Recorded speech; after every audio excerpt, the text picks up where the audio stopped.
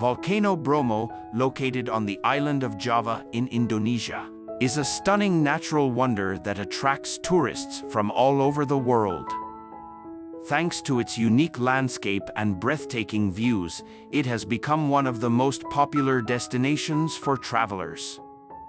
Volcano Bromo, also known as Mount Bromo, is an active volcano located within the Bromo-Tengger Semeru National Park. It stands at an impressive height of 2,329 meters above sea level.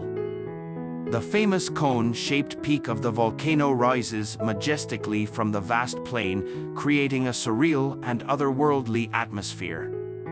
Tourism around Mount Bromo is well developed, offering travelers a variety of options to explore this majestic site. Many people choose to take the sunrise tour to see the breathtaking view of the sunrise over the volcano's crater.